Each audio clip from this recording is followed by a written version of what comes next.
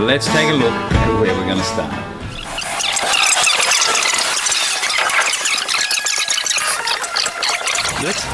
Let's just talk about rust, just for a moment.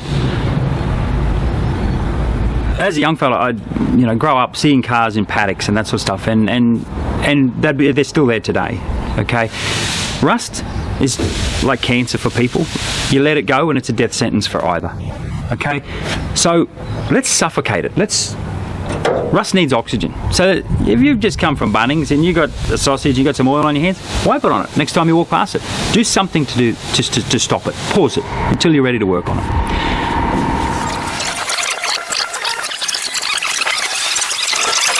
You go to the smallest bits, the easiest bits, do them first.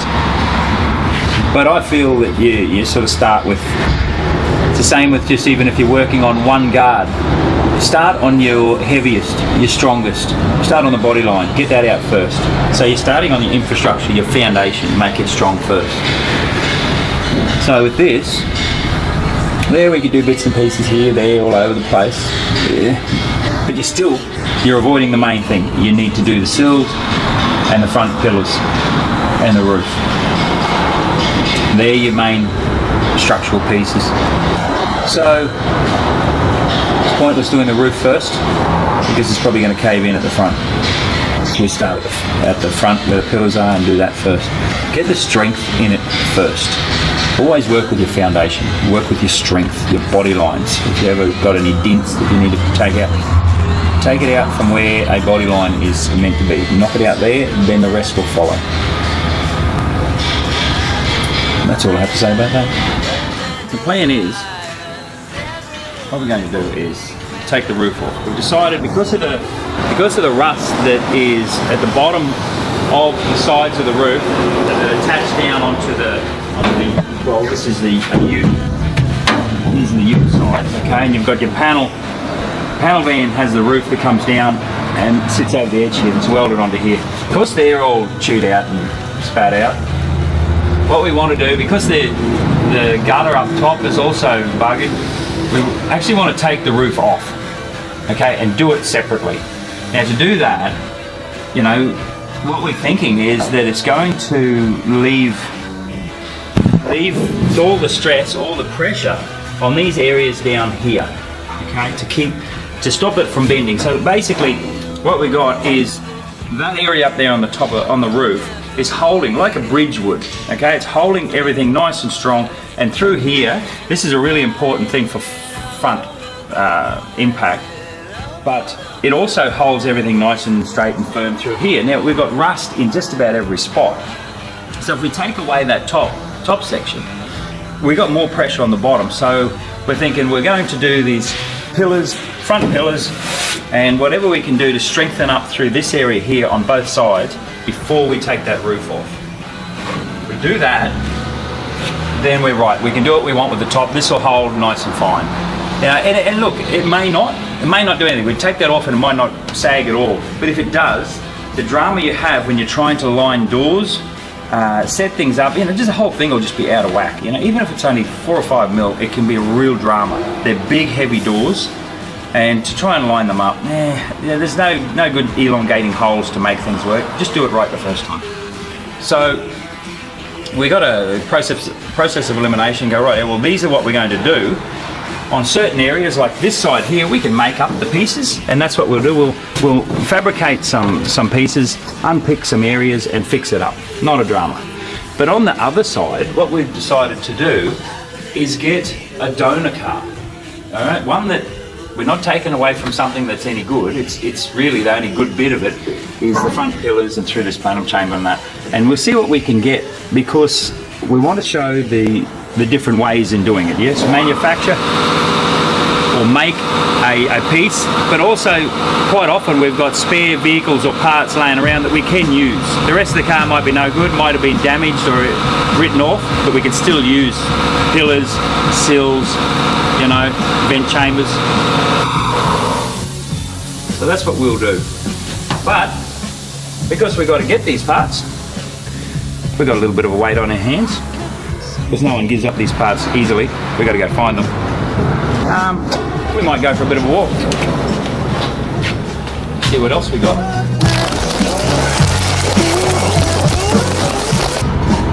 Let's have a bit of a chat about rust. Rust is not going to stop unless you've smothered it, unless you have suffocated it. It's like a fire. It needs oxygen to be able to keep going. So leaving a vehicle for extended periods in a shed, doesn't matter if it's out of the elements or not, it's still rusting. It will still keep rusting. As long as it's started, it will keep going. Okay, and I feel that that people need to get understand it, or in a way, people need to have an association, or what is the word? You need to have a connection, an appreciation. I believe an appreciation for rust and what it does. Not just rust, let's cut it out. That's fair enough. Understand what it does, how it does what it does. It needs oxygen.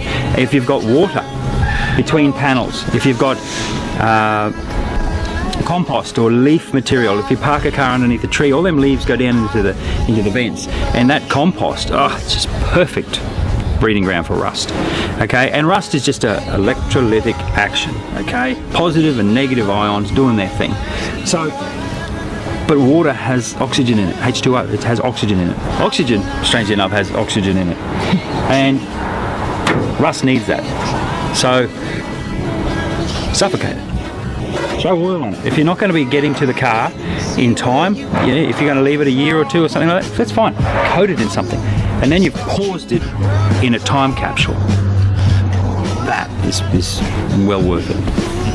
Now, why are we here? A little bit excited, found a vehicle that was struggling to be restored, it was.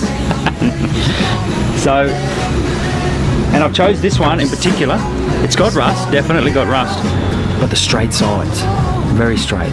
And in the vehicles that I've done like this, it's not common.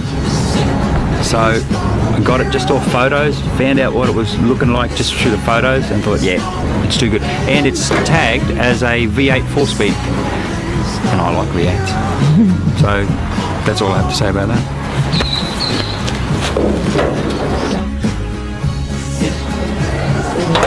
She is a HX Sandman. Nah, it's not. It's a HX panel van, windowless, 253 4-speed.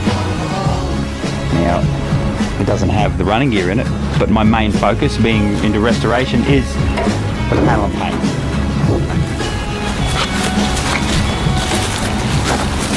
Check that out. You gotta love that. No real drama through there. It's got some rust up there, but that doesn't bother me. The gutter's still intact, and that seam is good. And so are the quarters, rear quarters, and the panel van sides. Sweet, sweet.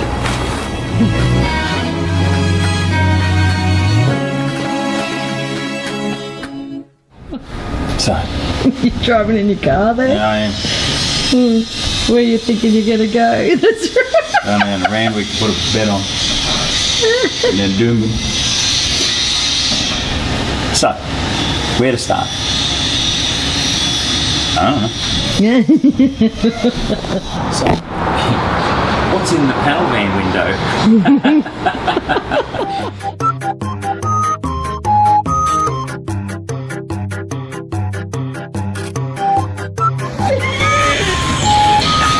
Where do you think you're going? I need to go back to my trailer.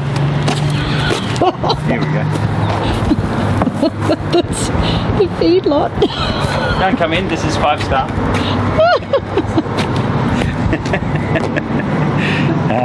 Silly things.